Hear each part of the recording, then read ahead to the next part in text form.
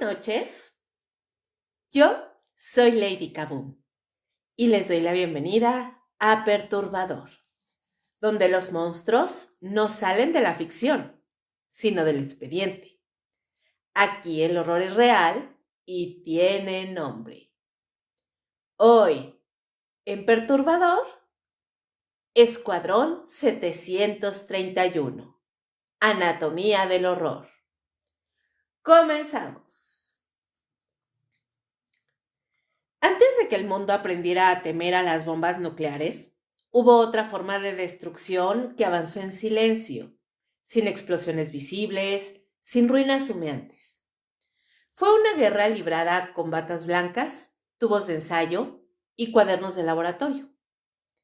En el Japón imperial de principios del siglo XX, la ciencia dejó de ser una herramienta para comprender la vida y se transformó en un arma estratégica. El conocimiento médico, la biología y la experimentación fueron absorbidos por una lógica militar que no buscaba curar, sino dominar. En ese contexto, el progreso dejó de medirse en descubrimientos y comenzó a medirse en eficacia para destruir al enemigo. Japón, antes y durante la Guerra Mundial, vivía una transformación profunda. El nacionalismo extremo, la obediencia absoluta al Estado y la idea de superioridad imperial moldearon una sociedad donde cuestionar órdenes era impensable. El ejército no solo ocupó territorios, ocupó también universidades, hospitales y centros de investigación.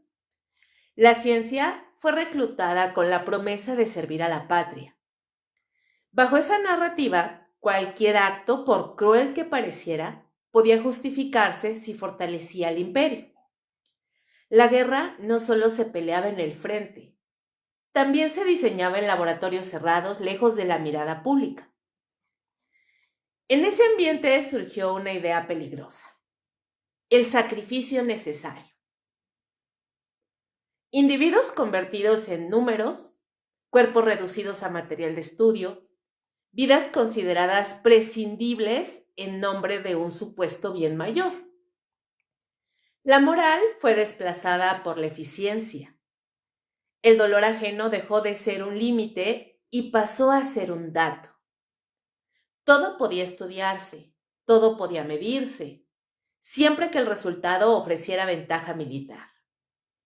Esta lógica no nació de la locura individual, sino de una estructura que normalizó lo impensable y lo vistió de rigor científico.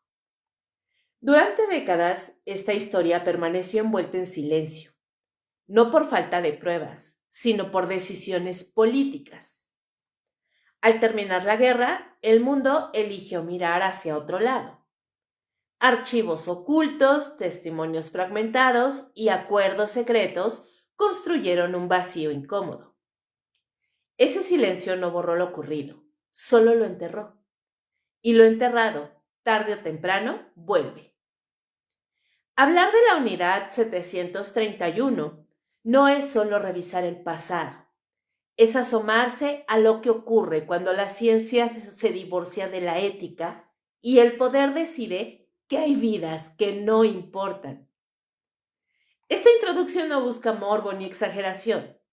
Lo que sigue está documentado, investigado y sostenido por testimonios, juicios parciales y archivos históricos. No es una historia cómoda ni fácil de escuchar. Es una advertencia. Porque la unidad 731 no fue una anomalía inexplicable, sino el resultado lógico de un sistema que priorizó la victoria sobre la humanidad. Entender cómo fue posible es la única forma de reconocer las señales cuando vuelven a aparecer. Y siempre vuelven, disfrazadas de progreso, de seguridad o de necesidad. Este es el inicio de un recorrido oscuro, real y profundamente humano. Escuchar implica asumir incomodidad. Recordar implica responsabilidad. Lo que se contará aquí ocurrió y sus consecuencias aún resuenan.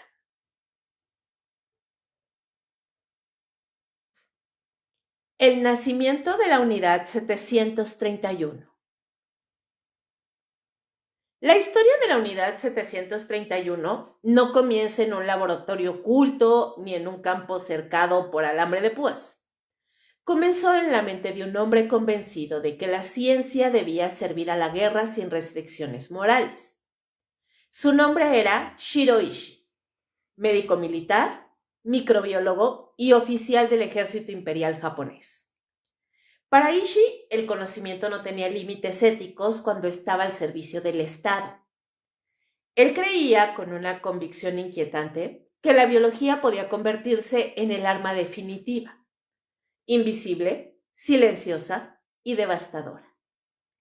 Shiro Ishii nació en 1892 en una familia acomodada de Japón. Desde joven mostró una inteligencia notable y una ambición desmedida. Estudió medicina en la Universidad Imperial de Kioto, una de las más prestigiosas del país. No tardó en destacar, no solo por su capacidad académica, sino por su obsesión con la bacteriología. Mientras otros médicos pensaban en curar enfermedades, Ishii pensaba en cómo propagarlas. Veía a los patógenos como una herramienta estratégica, capaz de debilitar ejércitos enteros sin disparar una sola bala. En la década de 1920, Japón observaba con atención los avances científicos de Occidente, especialmente en el campo de las armas químicas y biológicas. El país había firmado tratados internacionales que prohibían este tipo de armamento, pero esos acuerdos eran en la práctica papel mojado. Para los altos mandos militares japoneses, el futuro de la guerra no estaba solo en la fuerza bruta, sino en la capacidad de aniquilar al enemigo de forma eficiente y discreta. Ishii supo leer ese clima político y militar. Supo decir exactamente lo que sus superiores querían escuchar. Convenció al ejército imperial de que Japón debía desarrollar su propio programa de guerra biológica antes de que otras potencias lo hicieran primero. Argumentó que las armas biológicas eran baratas, fáciles de producir y extremadamente eficaces. Un solo brote bien diseñado podía causar más bajas que una batalla convencional. El enemigo moriría sin entender qué lo estaba atacando. Esa idea resultó irresistible para un Estado obsesionado con la expansión territorial y la supremacía militar. El apoyo no tardó en llegar. Ishii fue respaldado por altos mandos del ejército, médicos militares y burócratas del gobierno. Se le otorgaron recursos, personal y, lo más importante, impunidad absoluta. En 1936, su proyecto fue formalizado bajo el nombre de Unidad de Prevención Epidémica y Purificación del Agua del Ejército de Kwantung. Un nombre burocrático, casi inofensivo, que ocultaba su verdadera función. Popularmente, y con el tiempo, sería conocida como Escuadrón 731. La ubicación elegida no fue casual. La Unidad 731 se estableció en Manchuria, territorio chino ocupado por Japón tras la invasión de 1931. Lejos del escrutinio internacional y de la población japonesa, Manchuria ofrecía el escenario perfecto. Control militar total, abundancia de prisioneros y una población considerada inferior por la ideología imperial. Allí, en las afueras de Harbin, se construyó un complejo enorme, moderno, autosuficiente. Laboratorios, celdas, quirófanos, crematorios. Todo diseñado para funcionar como una maquinaria precisa. El Estado japonés no solo permitió la existencia de la Unidad 731, la protegió. Los fondos provenían directamente del ejército. Los científicos y médicos asignados al proyecto eran reclutados de las mejores universidades del país. Muchos aceptaron por ambición, otros por miedo, otros por convicción ideológica. La obediencia era un valor absoluto. Cuestionar órdenes no era una opción. En ese sistema la responsabilidad individual se diluía. Cada engranaje cumplía su función sin preguntarse por el resultado final. La justificación oficial era clara y repetida hasta el cansancio. Defensa nacional. Se hablaba de prevenir epidemias entre las tropas japonesas, de estudiar enfermedades para proteger al imperio. En la práctica, esa narrativa era una fachada. La verdadera misión era experimentar con seres humanos vivos para perfeccionar armas biológicas. Ishii sostenía que los experimentos con animales no eran suficientes. Para obtener datos reales, decía, era necesario usar cuerpos humanos. Esa idea fue aceptada sin resistencia por la estructura militar. Las víctimas eran deshumanizadas desde el lenguaje. No se les llamaba personas, sino maruta, o traducido, troncos. Material de laboratorio. Esa despersonalización no era un detalle menor. Era una herramienta psicológica que permitía a médicos y soldados participar en atrocidades sin enfrentar el peso moral de sus actos. Si no eran personas, no había crimen. Si no había crimen, no había culpa. La creación del Escuadrón 731 marcó un punto de no retorno. Una vez que el Estado avaló la experimentación humana como método científico, cualquier límite desapareció. El proyecto creció, se expandió y se volvió cada vez más secreto. Ishii obtuvo rango, prestigio y libertad total para poder operar. Sus instalaciones eran visitadas por altos oficiales que observaban los avances con interés, no con horror. Lo que allí ocurría era considerado un aporte patriótico. Este capítulo inicial no es solo la historia de una institución, sino de una decisión colectiva. La unidad 731 no nació de la nada. Fue el resultado de un sistema que colocó la victoria por encima de la vida, la ciencia por encima de la ética y la obediencia por encima de la conciencia. Comprender su origen es fundamental para entender por qué todo lo que siguió fue posible. Nada de lo que ocurrió después fue un accidente. Fue una consecuencia directa de este nacimiento cuidadosamente planeado.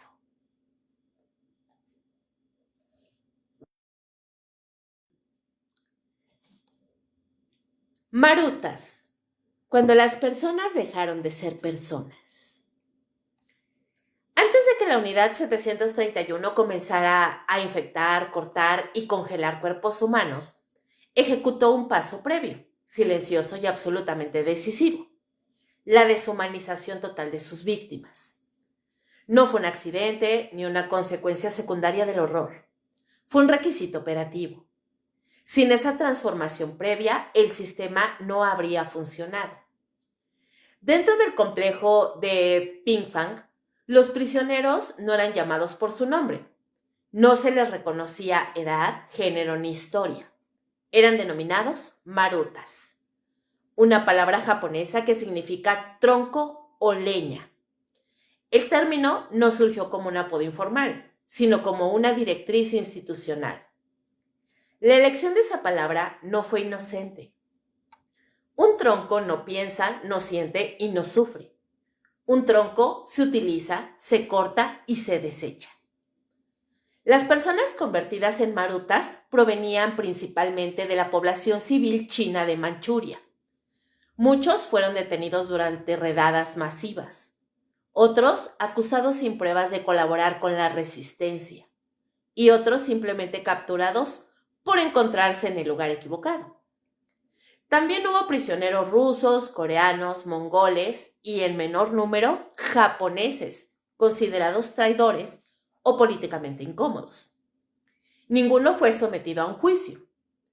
Una vez que ingresaban al complejo, dejaban de existir oficialmente. El lenguaje fue el primer instrumento de violencia sistemática. En los informes internos jamás aparecía la palabra persona.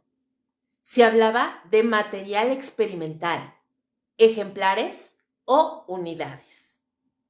Los documentos científicos describían procedimientos y nunca consecuencias humanas. El dolor no se medía, se omitía. El miedo no era relevante, se asumía.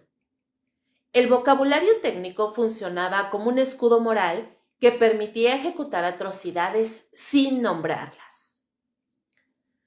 Los marutas eran alojados en celdas pequeñas, construidas de concreto, sin ventanas y con una ventilación mínima. La iluminación artificial permanecía encendida gran parte del tiempo, anulando la percepción natural del día y la noche. La desorientación temporal era deliberada. El aislamiento era constante. No se les informaba por qué estaban ahí ni qué se les haría.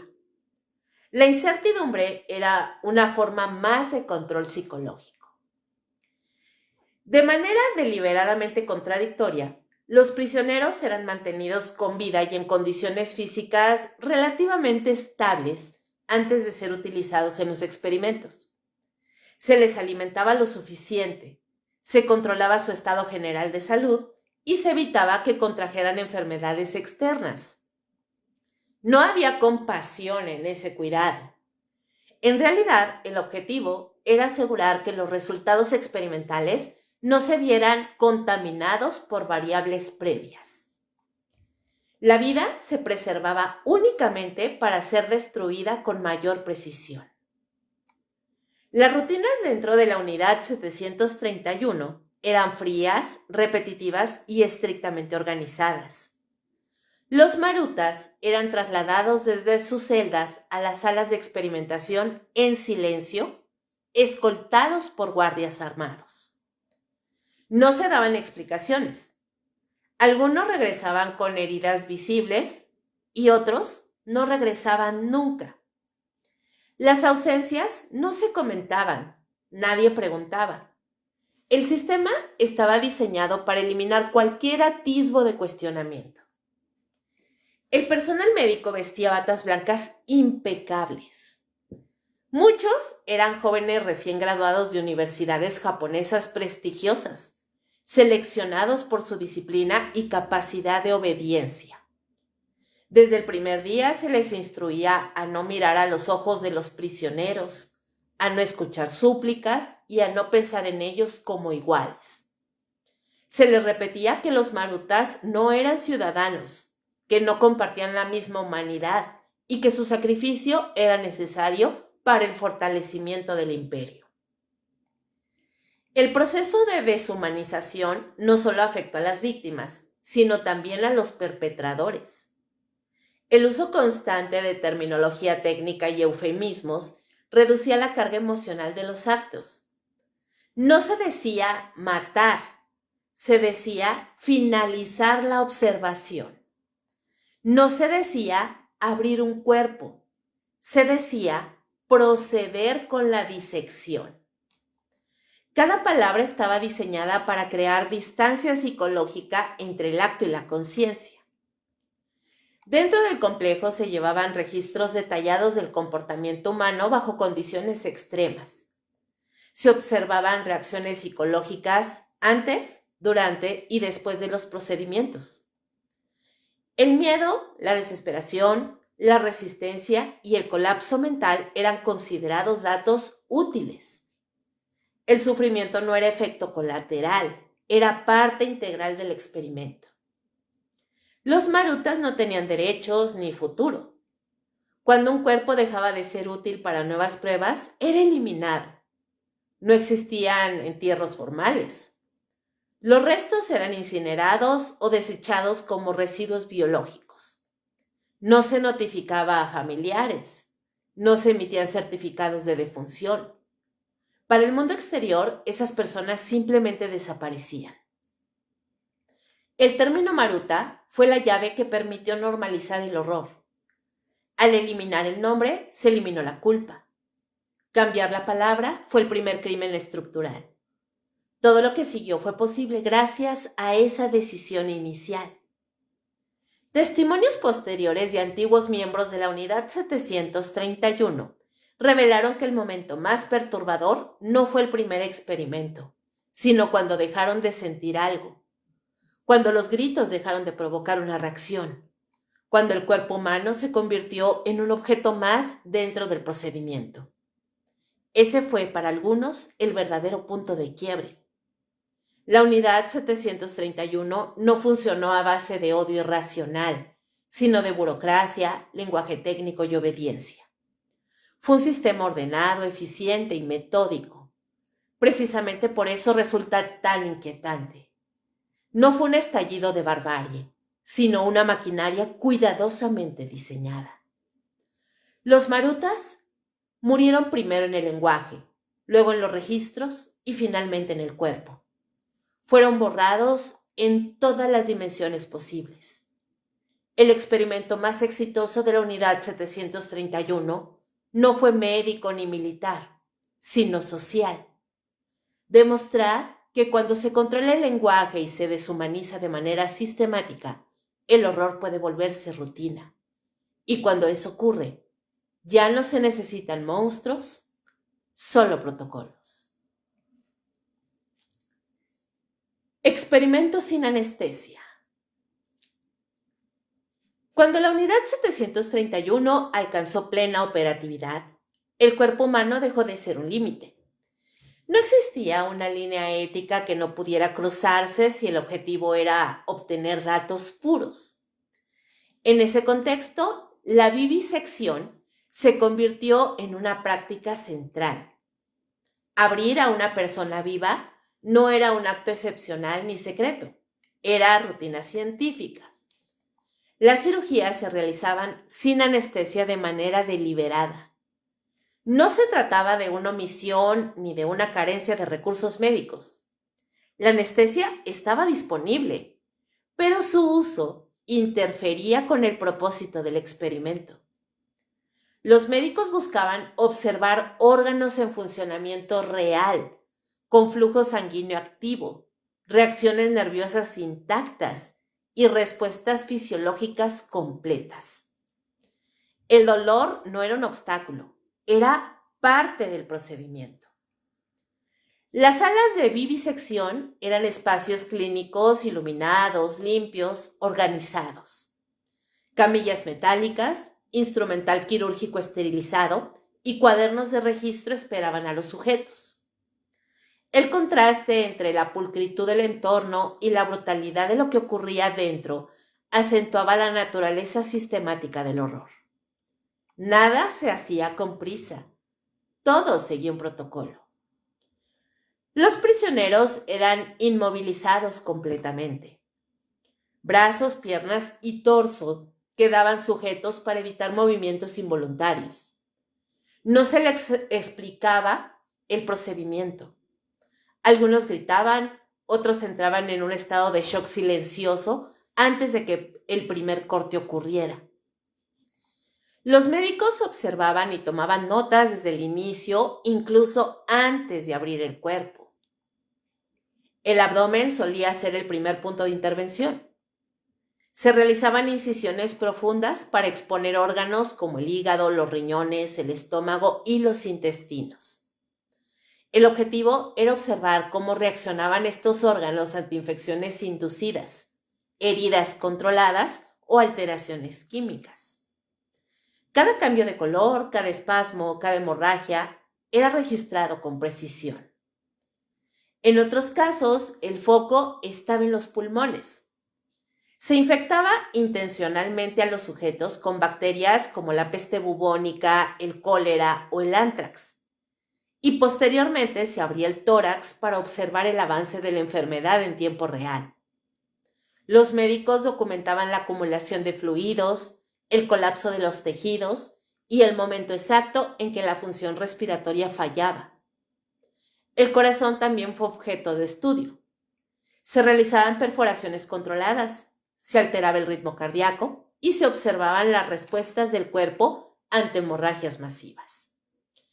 El sufrimiento extremo no detenía el procedimiento. Si el sujeto perdía la conciencia, se estimulaba el cuerpo para prolongar la observación. La muerte no solo marcaba el final cuando ya no quedaba información que extraer. Las extremidades eran utilizadas para estudios de gangrena, amputación y regeneración limitada. En algunos experimentos se cortaban brazos o piernas para analizar la velocidad de desangrado o la respuesta del cuerpo a la pérdida traumática de un miembro. En otros se restringía el flujo sanguíneo durante horas o días para observar la necrosis progresiva del tejido. El sistema nervioso fue otro foco central. Se abrían cráneos sin anestesia para estudiar el cerebro en actividad. Se aplicaban estímulos eléctricos y mecánicos para observar reacciones motoras y cognitivas. El dolor extremo no era un efecto colateral. Permitía medir umbrales humanos con exactitud clínica. Los médicos tomaban notas mientras el sujeto aún estaba consciente. Registraban expresiones faciales, vocalizaciones, convulsiones, intentos de comunicación. Estas reacciones eran clasificadas como respuestas fisiológicas, no como sufrimiento humano.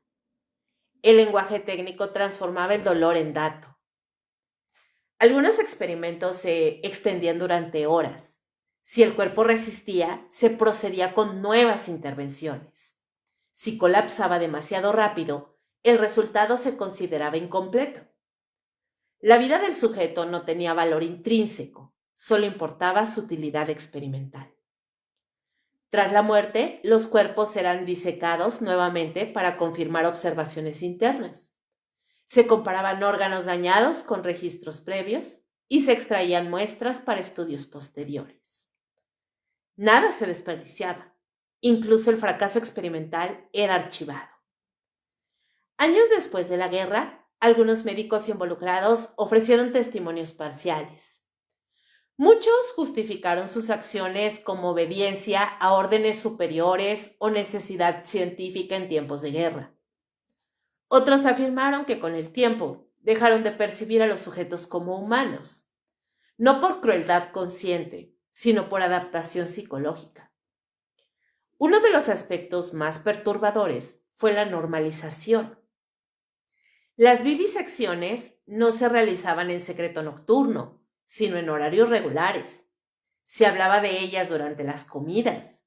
Se evaluaban resultados con frialdad académica. La repetición eliminó el impacto emocional. No existía un momento ceremonial para la muerte. Cuando el cuerpo dejaba de responder, simplemente se anotaba la hora y se continuaba con el siguiente procedimiento. La ciencia avanzaba sobre cadáveres aún tibios. La ausencia de anestesia no solo permitió observar el cuerpo en estado natural, permitía algo más inquietante: medir el límite humano del dolor. Saber cuánto podía soportar una persona antes de perder la razón, antes de perder la conciencia, antes de morir. Ese conocimiento era considerado estratégicamente valioso. La unidad 731 no buscaba curar, buscaba entender cómo destruir de manera más eficiente. Cada vivisección aportaba datos que no podían obtenerse en laboratorios convencionales. Y esa fue la lógica que sostuvo al sistema. Cuando la guerra terminó, muchos de esos registros desaparecieron o fueron confiscados, pero el método quedó demostrado. La ciencia, despojada de ética, puede convertirse en una herramienta de tortura absoluta. El verdadero experimento no fue médico, fue moral, y el resultado fue devastador.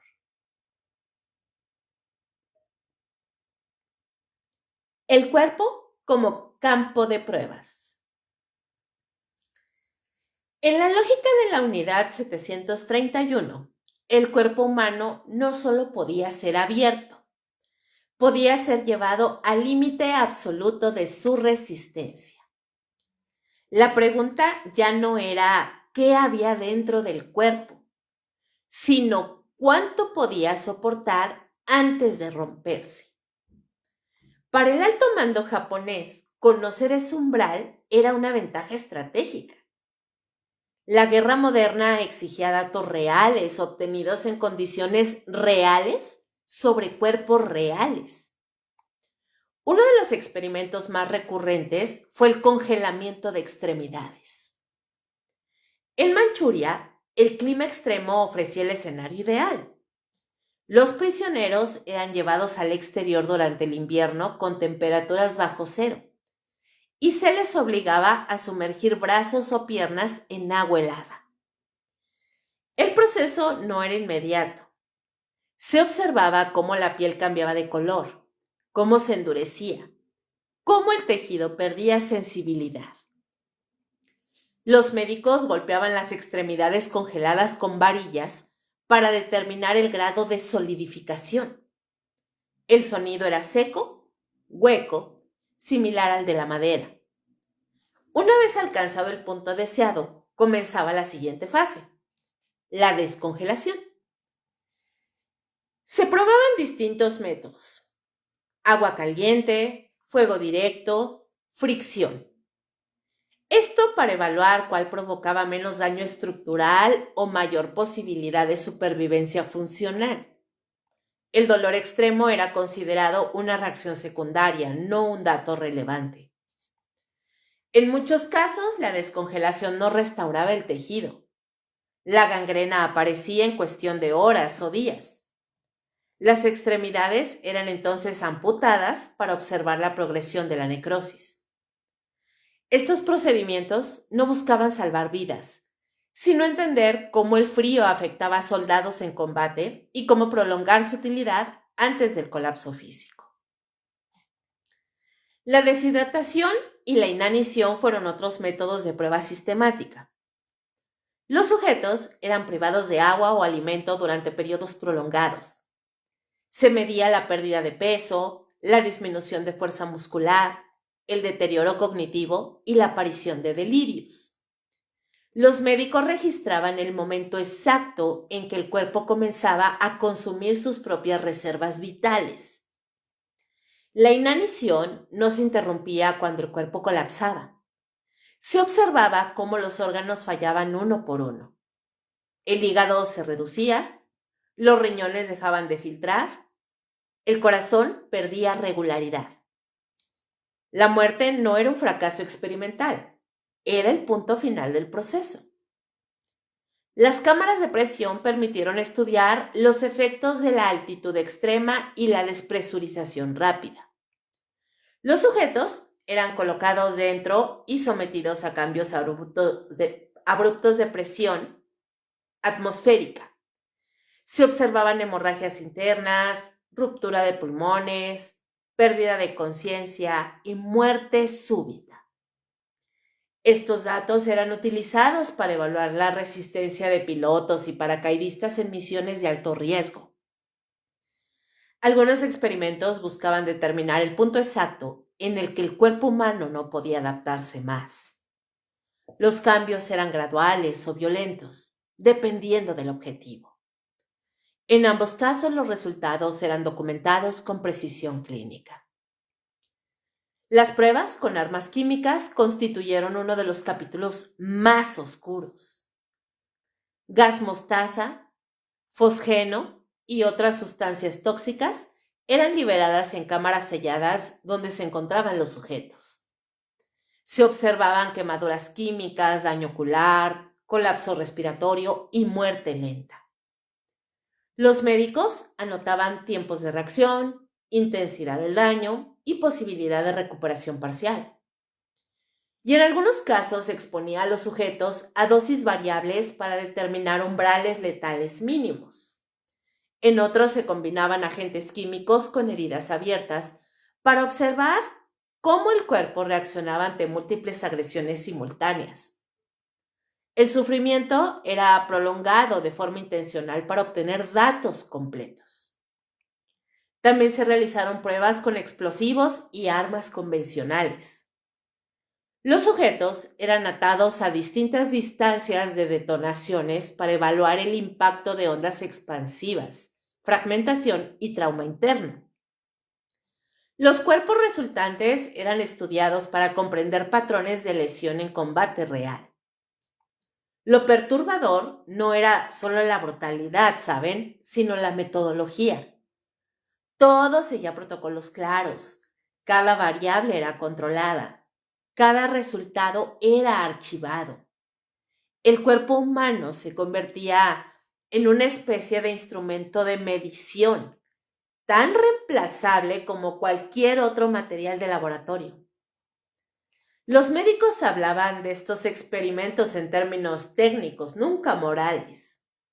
La resistencia física era un número, una gráfica o un límite estadístico. La persona detrás del cuerpo no existía dentro del marco conceptual del escuadrón. Algunos registros indican que ciertos sujetos sobrevivieron a varias fases experimentales antes de morir. Esto no generaba compasión, sino interés científico.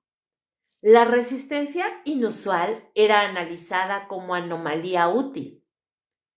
Cuando la guerra se acercaba a su fin, muchos de estos experimentos se aceleraron. Había urgencia por obtener resultados antes de una posible derrota. El ritmo aumentó, la precisión disminuyó y, por supuesto, el número de crímenes y de víctimas comenzó a crecer. El cuerpo llevado al extremo reveló todo lo que podía revelar, y cuando ya no sirvió, fue descartado sin ninguna ceremonia. La unidad 731 demostró que, en nombre de la ciencia militar, el ser humano podía ser reducido a una prueba más. No un enemigo, no un prisionero, un campo experimental vivo. Guerra biológica. Enfermedades como armas. La unidad 731 no se limitó a experimentar dentro de muros cercados. Su objetivo final no era solo entender la enfermedad, sino aprender a liberarla, controlarla y usarla como arma silenciosa. En una época en la que las balas y las bombas dejaban rastros evidentes, la enfermedad ofrecía algo más eficaz. Muerte lenta, confusión, pánico y negación plausible. Bajo la dirección de Shiro Ishii, la unidad desarrolló un programa sistemático de cultivo masivo de bacterias. No se trataba de muestras pequeñas ni de estudios clínicos limitados. Se produjeron toneladas de patógenos diseñados para resistir transporte, dispersión y condiciones ambientales adversas. La peste bubónica, el cólera, el ántrax y la fiebre tifoidea fueron tratados como recursos estratégicos. Los laboratorios de Pingfang funcionaban como fábricas. Ratas infectadas con pulgas portadoras de peste eran criadas en grandes cantidades. Las bacterias eran aisladas, multiplicadas y almacenadas en condiciones cuidadosamente controladas. Los científicos buscaban cepas más resistentes, más contagiosas y más letales. Cada variación era documentada. La enfermedad dejó de ser un accidente biológico y se convirtió en un producto. Una vez dominado el cultivo, el siguiente paso fue la dispersión. La unidad 731 diseñó bombas cerámicas especiales capaces de liberar patógenos sin destruirlos con el calor de la explosión. Estas bombas no buscaban arrasar edificios, sino esparcir vida microscópica mortal sobre poblaciones abiertas. Las pruebas no se realizaron en campos vacíos. Se llevaron a cabo en aldeas chinas reales, con habitantes reales, sin advertencia ni protección. Aviones japoneses sobrevolaban zonas rurales y liberaban bombas biológicas que dispersaban pulgas infectadas o aerosoles contaminados. En otros casos se contaminaban pozos de agua y fuentes de alimentos. Las consecuencias no eran inmediatas, y ahí residía la efectividad del arma. Días después de la liberación, los primeros síntomas aparecían: fiebre alta, vómitos, diarreas severas, inflamación de ganglios. Las comunidades no entendían qué estaba ocurriendo, porque no había explosiones, no había invasión visible, solo enfermedad propagándose de casa en casa. Los brotes se extendían rápidamente. Familias enteras morían sin saber por qué. Los cadáveres se acumulaban. Los sobrevivientes huían, llevando la enfermedad consigo.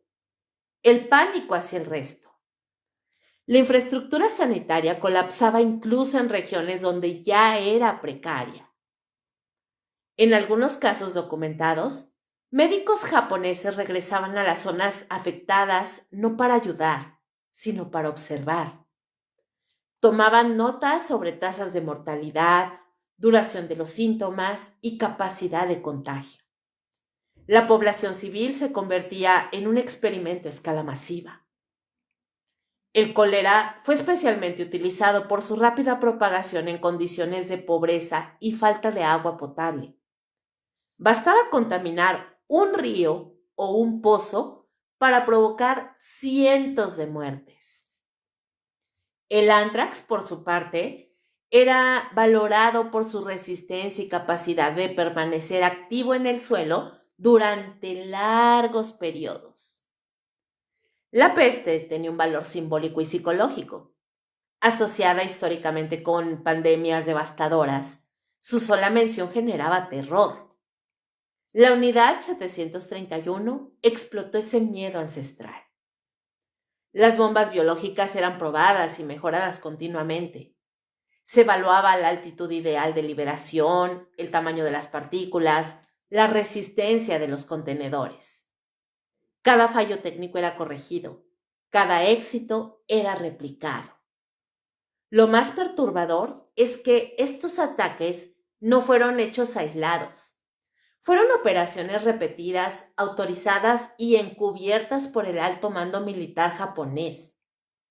La guerra biológica formaba parte de una estrategia deliberada para debilitar al enemigo sin enfrentamiento directo.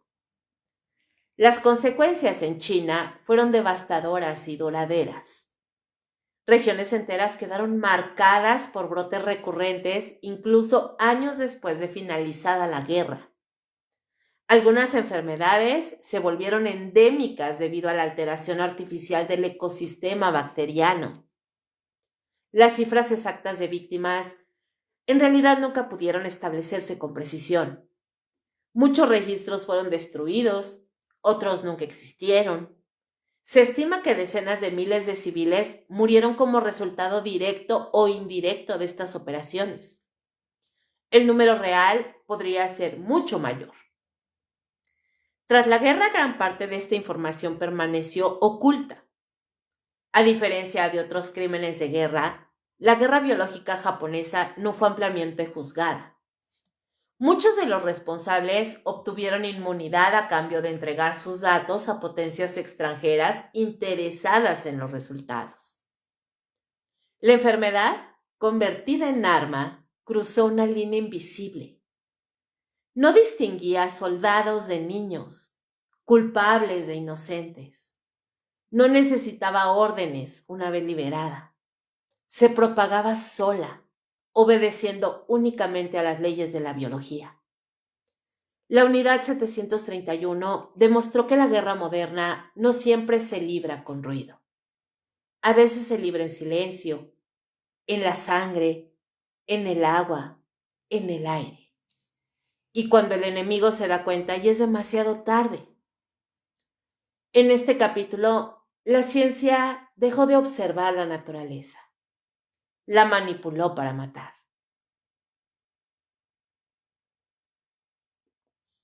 Niños, mujeres y el límite inexistente. Si algo distingue a la unidad 731 de otros proyectos científicos criminales del siglo XX, no es solo la brutalidad de sus métodos, sino la ausencia total de fronteras morales. No hubo una sola línea que no se cruzara. No existieron categorías protegidas. No hubo excepciones. La edad, el género, el estado físico o emocional no ofrecían resguardo alguno. Dentro del complejo de Ping Fang, las mujeres no eran vistas como personas, ni siquiera como prisioneras. Eran consideradas contenedores biológicos. Varias investigaciones posteriores y testimonios exintegrantes, testimonios de exintegrantes, indican que mujeres embarazadas fueron utilizadas deliberadamente para estudiar la transmisión de enfermedades de madre a feto. No se trataba de observar un proceso natural, sino de provocarlo. Las mujeres eran infectadas intencionalmente con patógenos como sífilis, peste o fiebre tifoidea.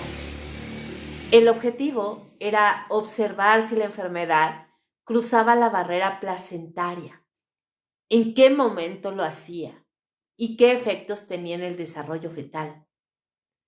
En algunos casos, el embarazo era forzado mediante violaciones sistemáticas dentro del propio complejo, con el único propósito de generar sujetos de estudio. El feto no era visto como una vida en formación, sino como una variable. Los embarazos eran monitoreados hasta cierto punto y luego interrumpidos. Se examinaban órganos fetales, fluidos, tejidos. El cuerpo de la madre se convertía en un laboratorio vivo y el del feto en un objeto de disección. Los niños tampoco estaban excluidos. Prisioneros infantiles, muchos de ellos capturados junto a sus padres, fueron utilizados en experimentos similares a los aplicados en adultos, pero con una crueldad añadida: la observación de su resistencia psicológica. Se registraba cuánto tiempo tardaban en entrar en pánico, en llorar, en suplicar. El miedo también era considerado un dato. Algunos niños fueron expuestos a enfermedades infecciosas para estudiar la velocidad de contagio y la respuesta inmunológica en cuerpos jóvenes. Otros fueron sometidos a pruebas de congelamiento, inanición o deshidratación, comparando sus reacciones con las de los adultos. La infancia dentro de la unidad 731 no existía como concepto. Hubo casos documentados donde familias completas fueron utilizadas como unidades experimentales. Padres, madres e hijos fueron infectados con la misma enfermedad para observar patrones de transmisión intrafamiliar. Se estudiaba quién enfermaba primero, quién resistía más tiempo, quién moría antes. El vínculo familiar no era un obstáculo, era una herramienta de observación. El impacto psicológico de estas prácticas no fue un efecto colateral, fue parte del proceso. Separar a un niño de su madre o mantenerlos juntos sabiendo que ambos estaban condenados generaba respuestas emocionales que los investigadores registraban con frialdad clínica. El terror, la desesperación y la culpa eran observados como fenómenos medibles. Algunos sobrevivientes relataron décadas después que lo más insoportable no fue el dolor físico, sino la destrucción del sentido humano básico. Imagínense ver a un hijo enfermar por una infección inducida, sin posibilidad de ayudarlo. Escuchar a una mamá suplicar, sabiendo que su sufrimiento estaba siendo anotado en una libreta. La anulación total de la empatía. El personal de la unidad 731 operaba bajo una lógica interna que normalizaba lo impensable. Las víctimas no eran llamadas por su nombre. Ya les digo que eran identificados por números, categorías, estados biológicos. Mujer embarazada, niño infectado, familia experimental. El lenguaje técnico funcionaba como una barrera emocional que permitía continuar sin cuestionamientos. No existía consentimiento, no existía ninguna explicación, no existía esperanza. Las víctimas rara vez sabían por qué enfermaban o qué se les había hecho. La incertidumbre era constante. El miedo no tenía forma concreta, solo presencia permanente. Tras la guerra, algunos de los pocos sobrevivientes cargaron con secuelas físicas, psicológicas profundas. Trastornos de estrés postraumático, pesadillas recurrentes, culpa del sobreviviente. Muchos nunca hablaron, otros lo hicieron solo al final de sus vidas. Sus relatos coincidían en un punto. El daño no terminó con la liberación. La utilización de mujeres embarazadas y niños marcó un punto de no retorno ético. Incluso dentro del contexto brutal de la guerra, estas prácticas rompieron cualquier noción de humanidad residual. No eran excesos aislados, formaban parte de un sistema que había eliminado la idea misma del límite. La unidad 731 no solo experimentó con cuerpos, experimentó con la negación absoluta del otro como ser humano. Y al hacerlo, demostró que cuando la ciencia se separa por completo de la ética, no queda progreso, solo devastación. Este capítulo no habla de cifras ni de métodos técnicos.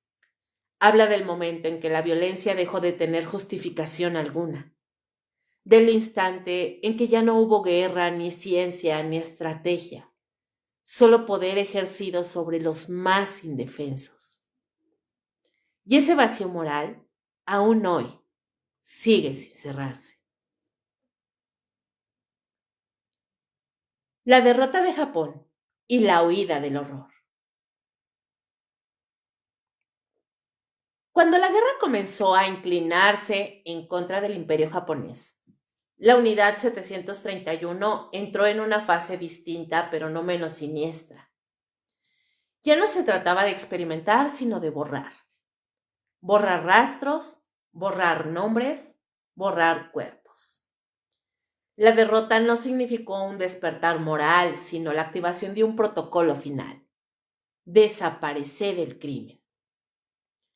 En 1941, con el avance del Ejército Rojo soviético sobre Manchuria y el colapso inminente del frente japonés, la base de Pingfang recibió órdenes claras. No debían quedar pruebas, no debían quedar testigos.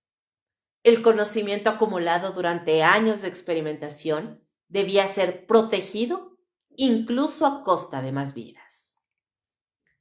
Los prisioneros que aún permanecían con vida fueron ejecutados sistemáticamente. Algunos fueron envenenados, otros fusilados, otros simplemente encerrados en celdas selladas y abandonados. No hubo intentos de evacuación ni liberación. El objetivo era uno solo: silencio absoluto. La eliminación de prisioneros no fue caótica ni impulsiva, fue metódica. Se siguieron listas, se cerraron áreas del complejo, se limpiaron salas. Los cuerpos fueron incinerados o enterrados en fosas improvisadas. En algunos casos se usaron explosivos para destruir edificios completos, sepultando restos humanos junto con equipos y documentos.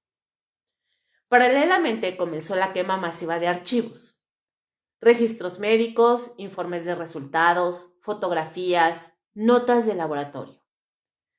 Todo aquello que pudiera vincular nombres, fechas y procedimientos fue destruido. El humo de los documentos quemados se elevó durante días. Era el rastro visible de un intento desesperado por reescribir la historia.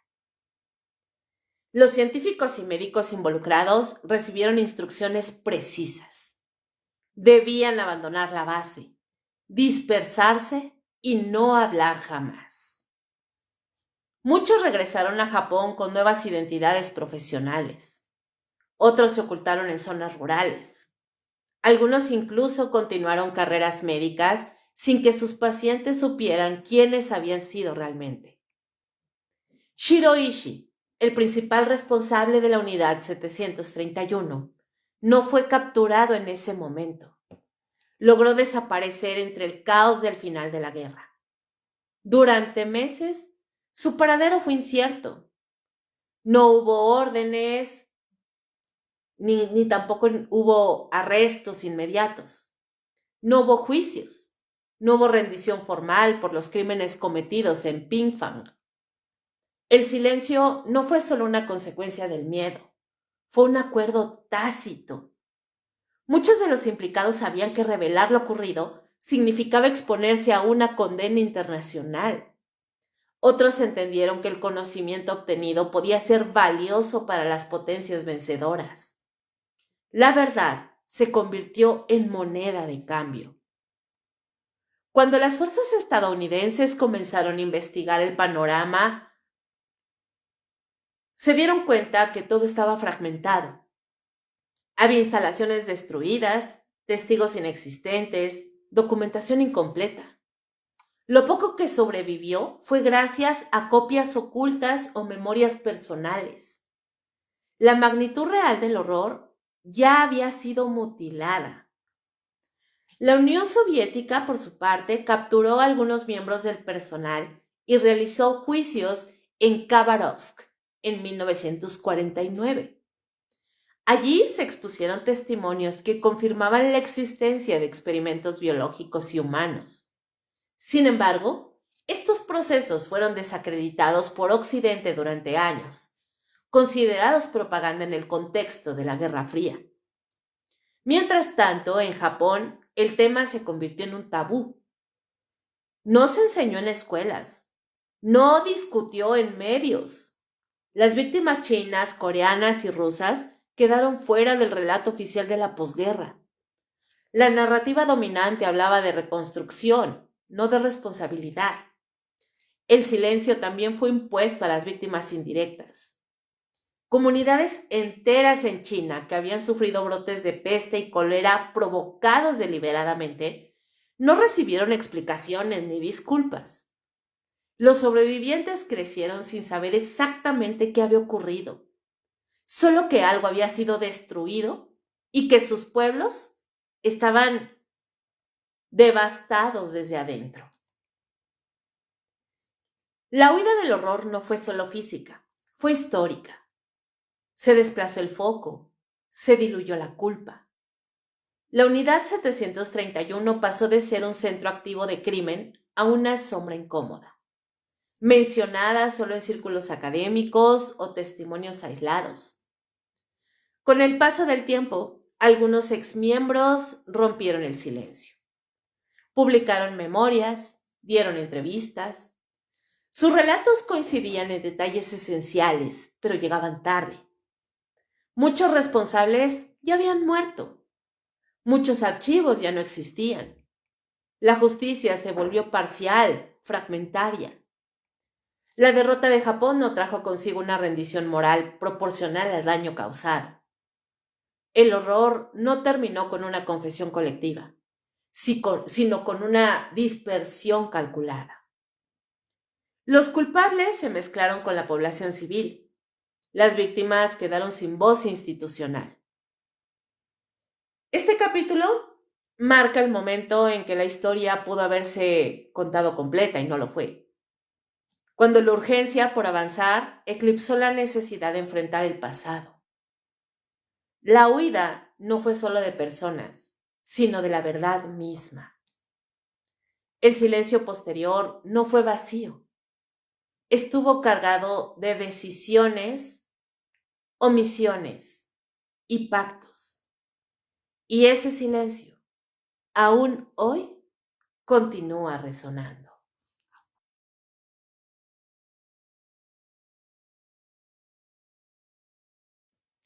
Impunidad, cuando el crimen fue premiado. Miren, cuando terminó la guerra, el mundo prometió justicia, juicios, responsabilidades, memoria.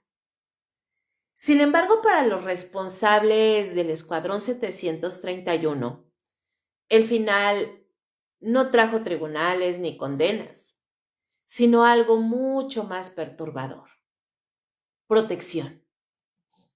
No fue un error ni una omisión casual, fue una decisión.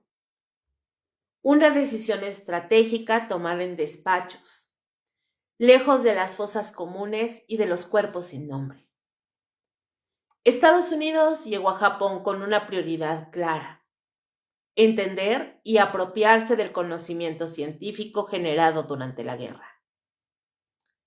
En ese contexto, los experimentos del Escuadrón 731 dejaron de ser vistos únicamente como crímenes y comenzaron a ser evaluados como información valiosa, datos imposibles de replicar en condiciones éticas, resultados obtenidos a un costo humano que ninguna democracia estaba dispuesta a pagar públicamente. Shiro Ishii y otros altos mandos comprendieron rápidamente el nuevo escenario.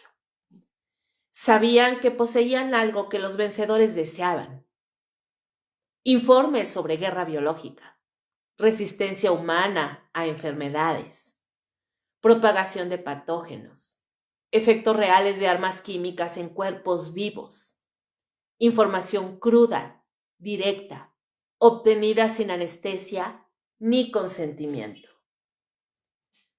El acuerdo nunca fue anunciado oficialmente, pero sus efectos fueron evidentes. A cambio de entregar todos los datos recopilados, Shiro Ishii y gran parte del personal del Escuadrón 731 recibieron inmunidad total. No fueron juzgados como criminales de guerra. No comparecieron ante tribunales internacionales. No enfrentaron a las víctimas ni a sus familias. Mientras en Nuremberg se juzgaba a médicos nazis por experimentación humana, en Japón se optó por el silencio. Los mismos actos en Europa llevaron a condenas y ejecuciones. En Asia fueron archivados bajo el argumento de utilidad científica. La justicia se aplicó de forma selectiva. Los documentos entregados a Estados Unidos fueron clasificados. Durante décadas permanecieron fuera del alcance público. Muchos investigadores sospechan que parte de ese conocimiento fue integrado en programas estadounidenses de guerra biológica durante la Guerra Fría. Nunca hubo una admisión formal, pero tampoco una negación contundente. La ausencia de juicios no fue un vacío accidental, fue una construcción deliberada. No hubo procesos legales en Japón durante ese tiempo contra los responsables del Escuadrón 731 durante los años inmediatos a la posguerra. Las autoridades japonesas, bajo ocupación estadounidense, evitaron reabrir heridas que comprometieran la estabilidad política y la relación con su nuevo aliado.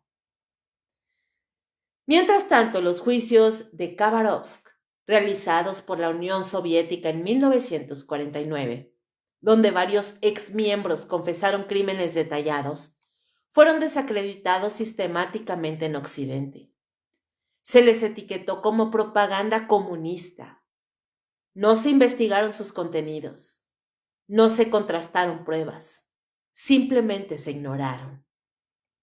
La impunidad no solo protegió a los altos mandos, alcanzó a médicos, investigadores, técnicos y enfermeros. Muchos continuaron carreras académicas brillantes. Algunos se convirtieron en profesores universitarios. Otros ocuparon cargos en la industria farmacéutica. Sus nombres aparecieron en publicaciones científicas sin mención alguna a su pasado. Las víctimas, en contraste, no recibieron reconocimiento ni reparación. China exigió durante años una disculpa oficial y compensaciones. Japón siempre respondió con la ambigüedad, reconociendo vagamente acciones militares inapropiadas, sin asumir responsabilidad directa por los experimentos humanos.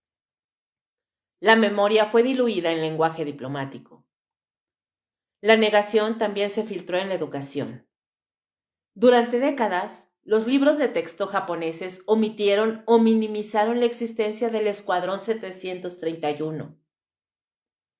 Generaciones enteras crecieron sin saber que su país había operado uno de los programas de experimentación humana más extensos del siglo XX. El olvido se institucionalizó. Cuando algunos sobrevivientes y testigos comenzaron a hablar públicamente en los años 70 y 80, se enfrentaron al descrédito, amenazas y demandas legales. Decir la verdad significaba romper un pacto de silencio que había beneficiado a demasiados sectores poderosos. La impunidad no fue solo jurídica, fue simbólica. Los responsables no solo evitaron la cárcel, sino que conservaron su prestigio, sus carreras y total anonimato. El mensaje implícito fue devastador. Si el crimen es útil, puede ser perdonado. Este capítulo revela el punto más incómodo de toda la historia del Escuadrón 731. No es solo lo que hicieron, sino lo que el mundo permitió que pasara después. La ciencia se colocó por encima de la ética, la estrategia por encima de la justicia, el silencio por encima de la memoria. La ausencia de juicios no cerró el caso, lo dejó abierto, suspendido, contaminando el presente. Porque cada vez que se estudian límites éticos en investigación médica, el fantasma del Escuadrón 731 aparece como una advertencia no resuelta. La impunidad no borró el crimen, solo lo ocultó bajo capas de burocracia, conveniencia política y desmemoria colectiva. Y lo que no se enfrenta, persiste. Este no fue el final del horror, fue su transformación en algo más útil, un precedente peligroso. El Escuadrón 731 no fue una anomalía aislada ni un exceso de unos cuantos individuos desquiciados. Fue la consecuencia directa de una idea peligrosa: que el progreso científico, cuando se vuelve urgente, puede prescindir de la ética, que el conocimiento obtenido bajo el dolor ajeno sigue siendo conocimiento, que hay vidas que pueden ser usadas, desgastadas y eliminadas si el resultado final parece útil. El costo humano de esa lógica fue incalculable.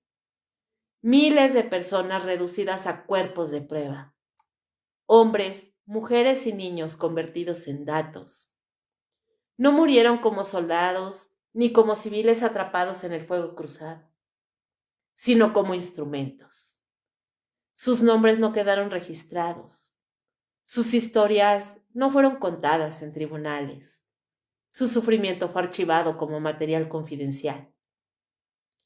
Cuando la ética desaparece, la ciencia deja de ser una herramienta de avance y se transforma en un mecanismo de violencia sofisticada. No necesita odio explícito. Basta con la indiferencia. Basta con la obediencia. Basta con convencer a quienes participan de que lo que hacen es necesario, inevitable o incluso patriótico. En este punto, el daño ya no parece crimen, sino procedimiento. Hablar del Escuadrón 731 sigue siendo incómodo porque obliga a enfrentar verdades que no encajan bien en los relatos heroicos del siglo XX. No es solo una historia japonesa, es una historia global. Involucra decisiones tomadas por potencias vencedoras, acuerdos silenciosos, archivos clasificados y una justicia que se aplicó de manera selectiva. Recordarlo implica aceptar que a veces el mundo prefirió beneficiarse del horror antes que condenarlo. También incomoda porque rompe la ilusión de que estos hechos pertenecen a un pasado cerrado. La pregunta no es solo qué ocurrió, sino qué se permitió después. ¿Qué se ganó con el silencio?